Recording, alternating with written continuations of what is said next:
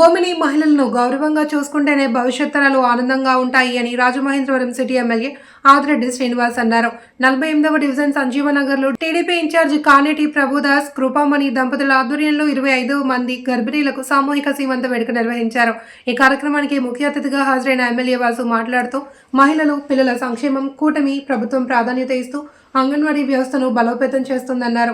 TDP రాష్ట్ర కార్యదర్శి కాశీ నవీన్ కుమార్, కానేటి ప్రభుదాస్, ఉప్పులూరి జానకిరామయ్య, సాయి చౌదరి, బుడ్డిగా రవి, బేసరి చిన్ని, మాలే విజయలక్ష్మి, తురకల నిర్మల, చాపల చిన్నరాజు, సలాది ఆనంద్, అప్సరి, లీలా, నాగుమణి, మీసాల నాగుమణి, కర్ణం లక్ష్మీనాయుడు, బూరా కల్పన తదితరులు పాల్గొన్నారు. కనబడతా ఉన్నారు, ఆరోగ్యకరంగా కనబడతా ఉన్నారు, ఆనందంగా కూడా కనబడతా ఉన్నారు. మీ అందరికీ కూడా మీ సోదరుడు తరపు నుంచి 12 పెట్టబొట్టాలు ముందుకే మీ అందరికీ తెలియజేస్తా ఉన్నాం. అలాగే అందరికీ కూడా నమస్కారం. ఐసిడిఎస్ మేడం గారు ఇప్పుడే చెప్తా ఉన్నారు బాల సంజీవిని కిట్ గురించి. ఆ కిట్లో ఇన్ని ఉన్నాయని తెలిసిన తర్వాత నాకే అనిపించింది ఇంత ఆరోగ్యకరంగా చూసుకుంటుంది ప్రభుత్వం అన్నది. కొంచెం ఇది ప్రభుత్వం ఒక కనీస బాధ్యత.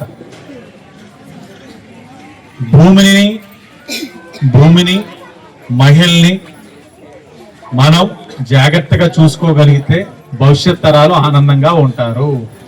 భూమిని కానీ మహిళల్ని కానీ మనం ఫర్ గ్రాంటెడ్గా అంటే వాళ్ళని ఏం చేసినా పర్వాలేదని అనుకుంటే మాత్రం అల్లకొలగా తయారైపోతుంది వ్యవస్థ అంతా కూడా. కాబట్టి ఆ భూమిని మహిళల్ని చాలా గౌరవపరంగా చూసుకోవాల్సిన అవసరం అందరిపైన ఉంది. ఆ కార్యక్రమం ఈ ప్రభుత్వం చేస్తూ ఉంది. మహిళలుగా మీకు చేయవలసిన కార్యక్రమం కూడా మేడం గారు చెప్పారు. ఐసిడిఎస్ ద్వారా ఐసిడిఎస్ వ్యవస్థలన్నింటినీ కూడా బలోపేతం చేసుకుంటూ వస్తా ఉన్నాం. ఇందాకే పెద్దలు జానకిరామ గారు చెప్తా ఉన్నారు, గత ప్రభుత్వంలో ఆయన దగ్గరికి ఎవరో వచ్చి అంగన్వాడీ సెంటర్ పెట్టుకుంటాం